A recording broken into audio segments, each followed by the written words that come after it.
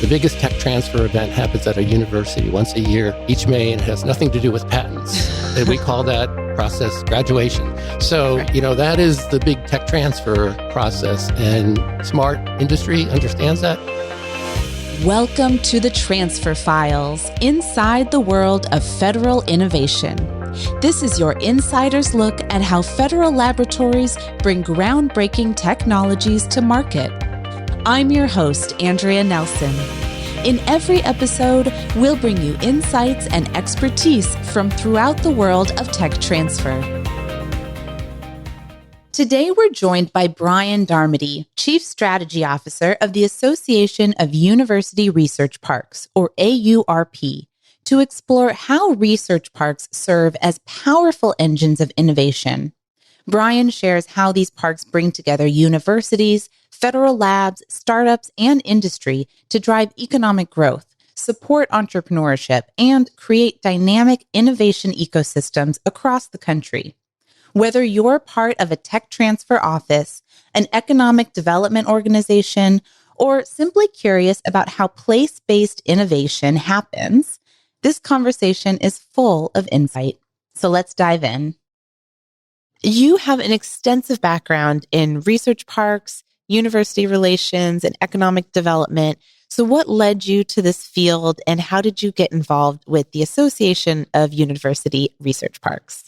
So a long time ago, I graduated from the University of Maryland, and I actually worked on the Hill for Congresswoman Spellman, a local congresswoman from here, and I worked for a delegate in Annapolis, our state capital in Maryland, and decided I needed to get a credential. So I went to law school at night while working for the Healthcare Financing Administration, which no longer exists, but it was part of HHS, and it dealt with provider reimbursement of hospitals. It was a very accounting-oriented part of the law, and I probably could have stayed in it and made a lot of money, but it was such a narrow area of law that it wasn't going to be my career. And it turned out the person next to me said, "Hey, Brian, you graduated from the University of Maryland. They have a law office. Why don't you go apply, as an incoming attorney?" Which I did, and that was fun, and I did legal work. But this was in 1981, and the Bayh-Dole Act, as we know, passed in 1980. And I think I was reading about it in the Chronicle of Higher Education, and I said, "Wow, that's cool. We should start a tech transfer office." And we didn't have a tech transfer office, obviously. But I was kind of an entrepreneurial-oriented lawyer and always said, well, we should do this. Any event, we were part of the president's office for some organizational reason. So the legal office was, I didn't come up through academia, through a department and then a college and then, a vice president. We were part of the president's office. So I always viewed things from a university level. And I said, okay, we'll find someone to start it. Nobody was interested, but I started pushing for that and, got the legal grounding for that and started the tech transfer office. So that was one thing I was doing, but I was also doing government relations on the federal side and the state side, and to some extent the local side. So that got me involved with economic development. We can talk more about that. But specifically about research parks, one of the things, I was the lobbyist, as I mentioned, and there was a small group of physicists who were located in Maryland called the American Association of Physics Teachers, and they were a lobbying group for physics teaching around the country. And their parent organization was in New York called the American Center of Physics. And the local group was having a legal problem about taxation of a nonprofit facility, and I was trying to help them. And the person who represented that group said, "By the way, our parent organization is looking for a new headquarters, and, you guys have a strong physics program. You probably would want to be near DC. Somebody ought to try to recruit us to be near the university." And I said, "Wow, great idea. I'm going to find out who's in charge of this." And I asked around the university, and everyone shrugged their shoulders and said, well, I don't know. Sounds good, but there was no office of innovation. This was early, but by now this was the mid 1980s, late 1980s. So I just said, okay, well, I figured out who was on the board, figured out who had relationships with them, and sort of like a lobbyist, I sent a proposal with our president. And surprisingly, we got them to locate on land next to the university that by the way, we didn't own it. But I realized unless we surrounded ourselves with things like the American Center of Physics, we were going to be surrounded by Costco's or warehouses. So I would rather have academic institutions. So through that process, I kind of got introduced to something called the Association of University Research Parks and went to a couple of their meetings and eventually, volunteered to do some stuff, got elected to the board, and eventually became the volunteer president. So let me talk a little bit about AURP, as we call it. It was formed in 1986, so it's younger than Autumn. Wow. But it's been around kind of like Autumn. And it was started by Stanford University, which is the world's first research park. So when you think about, models out there, the world's first research park was started by Stanford when the engineering dean wanted industry to be near his students at Stanford. And at the time, Stanford was surrounded by almond orchards. It was not, Silicon Valley had not been invented, and there was no industry around it. So Francis Terman was his name. He had the brilliant idea, I'm going to bring industry to the campus. And that's what he did. Entered into a partnership with Palo Alto. And that research park was started 1951. North Carolina said, hey, that looks good. We want one. University City Science Center in Philadelphia said, hey, in the early 1960s, that looks good.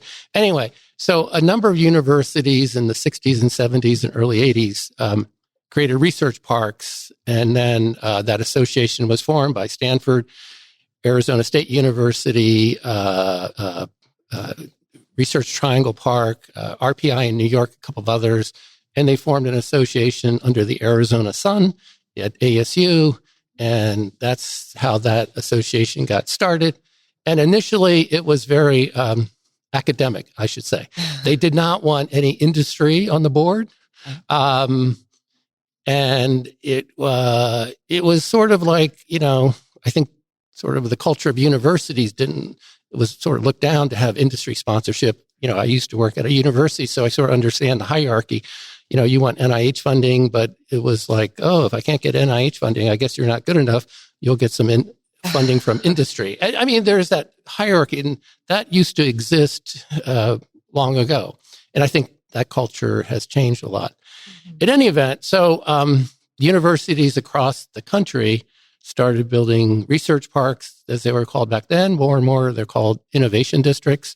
And the Bayh-Dole Act and Autumn and tech licensing kind of the growth of that paralleled the growth of research parks. And universities realized, hey, I can create a startup.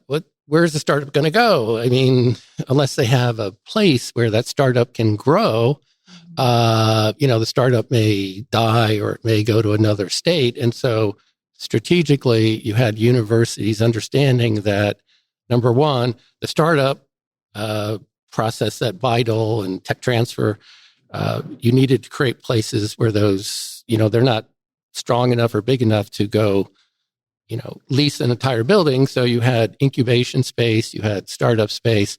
So that was happening for the small startups, and that the corporates started realizing, hey, the war for talent, where am I going to get the talent? Well, maybe I should be near a university that produces talent. And, I made this slogan up a while ago. I used to say, the biggest tech transfer event happens at a university once a year, each May, and it has nothing to do with patents. And we call that process graduation. So, right. That is the big tech transfer process. And smart industry understands that. So they started, rather than just buying pizza for the career fair, they started realizing, hey, we should have some kind of facility near the university so students who are graduating can see us and we can check them out and all of that. So collectively, all of those all those currents from tech transfer, from the need for industry to get talent, and the Bayh-Dole Act, and all these different things all coalesce and to helping create the Association of University Research Parks, or just AURP. Oh. Are there some specific examples of research parks that stand out in your mind as having had major impacts on commercialization and economic growth?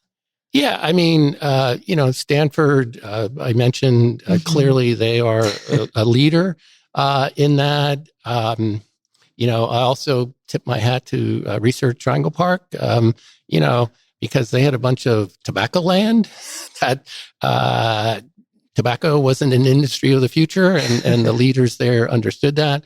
And, they, even in my time, they are now really strong in biotech. And, historically they didn't have, they weren't Harvard general, but they really created a lot of a culture and a cluster in biomanufacturing and other kinds of things in North Carolina. But even our smaller members like University of Nebraska and Lincoln Research Park, that's not a major metro, but they've developed quite a robust park. University of Illinois Champaign-Urbana has an incredible internship program. Of all the parks, I think they have the best programs to create partnerships between industry and students and create a robust internship program that goes far beyond that. So it diminishes it by calling it an internship program, but they have all kinds of programs there. So we are in 44 states. We have members. So all of my, I don't like picking, it's like, what's your favorite child? We have all of my children in all the 44 states are very good. They all have different programs, and they're not all just universities. So we have hospitals now have created innovation districts like Children's National in Washington, D.C., adjacent to where we are. They have J-Labs, an incubator for pediatric startup companies. So you have hospitals, you have federal labs. We can talk a little bit about federal labs, but even regions like Oklahoma City Innovation District is now a member, Columbus Innovation District, Cleveland Innovation District. So a lot of places are realizing, hey, it just doesn't have to happen next to the campus. We can connect and have some programming that puts together these different institutions in a certain geographical area and provide some cohesion, some knowledge transfer, agglomeration theory is what the academics call that, but, get some synergies going at a university, a hospital, a federal lab, or even a region. And I like, of course, we're not picking favorites, but I do like that you highlighted Stanford, which is in Silicon Valley, and also University of Nebraska in the middle of the country. Right. What are some of the things that if you are not in a hub like Silicon Valley that you can do to really make it more, that ecosystem more fertile? So, part of that reason is a lot of our members that are universities are land-grant universities. And historically, they have been in, the more rural parts of, whether it's Ames, Iowa, whatever. So what can rural and more non-metro areas, I call them, because, they are often in cities, but they're not the major cities. So it's sort of intentionality from leadership from the university. You need support from the surrounding city, and you need to target if you're trying to recruit a company, why would that company want to be there? So you're not necessarily if you're in Montana, you're probably not going to have a quantum startup in Montana, but you might have something related to agriculture or mining or, all those technologies are becoming quite advanced. So maybe you're doing new work on seismic mining where you're not even drilling, and maybe you have a company or a faculty member that's involved with that. So having the infrastructure to attract those companies, the larger companies, and also having infrastructure to support either student entrepreneurs, faculty entrepreneurs, or alumni entrepreneurs. And then you can't just have the research or the space infrastructure. You need, the live, work, play. You need a restaurant. Increasingly with international partnerships, you need a hotel and you need childcare. So that's become a very important part of, if you want a robust research park, you can't just think about the research. You got to think about those other assets. Yeah, a whole well-rounded system. Yep. So you touched on this a bit, but what trends are you seeing in how universities and research institutions are working to support startups and tech commercialization? So thanks to Autumn, I think you're getting a group of tech transfer or tech commercialization. I like to use the broader term, professionals. You're getting, I think you're seeing, I call it the research park come to the campus. So there are universities now building research facilities, but they're thinking, I'm going to have space here where a corporation can be. So, not after the fact, but we're planning for that. I was just here today talking to somebody from UCSF, University of California, San Francisco, and on Mission Bay, they have a partnership with a large biotech company that half of the people in that building are UCSF researchers, and half are the employees or researchers from that company. And so you have that joint, and it's very expensive. I mean, this is doing advanced therapeutics and advanced research using CRISPR technology. So that's very expensive. Equipment gets old in, a couple, 2 or 3 years. So you're spending a lot of money. But in this case, that's working apparently. And, there are other examples. I was just talking to somebody in Indianapolis, and they're talking about building a similar kind of facility with Eli Lilly funding and other folks in that part of the country. So I'm seeing integration of these corporate kind of research parks, and they may have incubators that are not at a research park 10 miles away, but they're increasingly being designed on the campus or immediately adjacent to the campus with utilizing the infrastructure that the university already has there. And what are some of the biggest challenges facing innovation districts today? Well, the real estate has some headwinds, right? And I would say, one of the things AURP did, we mentioned industry wasn't initially part of it. These parks have to be built by somebody. And so we have members who represent architectural designers. We have their developers, their people that finance these kind of facilities, because it's a different structure than universities. I mean, if you're a public university, if you wait long enough, you get a free building from the state typically, but you might wait 15 years for that free building. Meanwhile, you've lost 15 years of opportunity costs. So some of the smarter universities are saying, hey, do we need to own this? Do we need maybe we can rent this and, have activity happen much sooner. So you're seeing these public-private partnerships that are developing and being financed in a way that you get kind of an innovation district built faster, and you can help develop those kinds of partnerships much sooner. But the overall headwinds in the commercial real estate are certainly a challenge. But I mean, I've seen data. It turns out that innovation districts can charge higher rents than other places. Why are companies willing to pay a little bit more? Well, because, as we mentioned before, there's talent. If you have the right kind of research park, it's, more 24/7 kind of thing. It's doesn't close down at from 9 to 5 or, afterwards you have more kinds of activity. So, I would say in general, our research parks are doing better than, for example, central business districts. We've had some ambitious programs at the federal level, like the CHIPS Plus Science Act and some of those other things that promised a lot of money. But so you do have the two challenges. One, the overall real estate industry, and number two, questions about what's going to be the research profile funding from, in this case, the federal government. And I do want to get to how they're connected to the federal labs. Yeah. How can federal labs better engage with these innovation hubs to really maximize impact? So, as I mentioned, grew up in Maryland, and we have a lot of federal labs in Maryland. So And actually at the University of Maryland Discovery District, we have a lot of federal agencies located there. So that's number one. But we also have lots of federal labs across the country. And, one of the original members of AURP was Sandia Research Park in Albuquerque, which is the Department of Energy lab, as you probably know. And they built a research park adjacent to Sandia Labs. And mostly that was customers of Sandia, but they built it as a research park. And so there's more collaboration going on with those contractors and other folks that are in Sandia.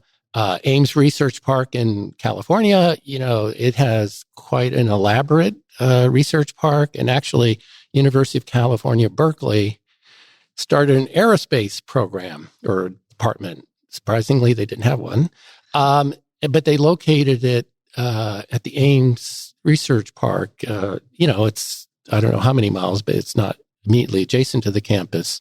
And, they did that to get the synergies with Google and a lot of other activities that are at the NASA Ames Research Park. So and they even are bringing in now housing there.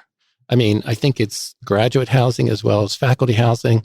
And I think they're trying to do it to lower the costs because, that whole area housing is very expensive. So I would say, those are a couple federal labs, but I would argue every federal lab should have at least a plan to how do you develop partnership outside the gates. You don't want to put it inside the gates because if you have to go through security and all of that, there's, people don't necessarily want to experience that, but they like the experience. So if you have a conference center at your lab, put it outside the gates and then, build incubation space, build partnership kind of space. And, I've been seeing that happen more and more because states realize, hey, this federal lab sitting in my state, how can I get more economic impact from it rather than just the whatever mission it's doing on behalf of the U.S. government? How can I get some local impact? Yeah, return on that investment. Yeah. And with the rise of remote work and just increased capability to do work that way, clearly proximity still plays a big role. But what is the interplay that you're seeing? So a lot of the work that's happening at research parks is you can't do it on Zoom, right? You can't do recombinant DNA research on Zoom. So, and sometimes you need access to equipment. So I think, research parks and incubators and all these other associated assets tend to require in-person meetings. Certainly hybrid is, maybe you don't have to come in 5 days a week, take off Friday and you can do something by Zoom. But I have seen a lot of increase in return to work in our member organizations. That's probably coupled with, universities now are, I don't have any specific data, but my sense is more and more of them are requiring people to come back to work. And I think our research parks are following that trend. And, I get the sense that a lot of this kind of work is collaborative. And I mentioned the agglomeration theory. And if you don't have the people there to agglomerate with, it makes it harder to do that in the absence of physical proximity.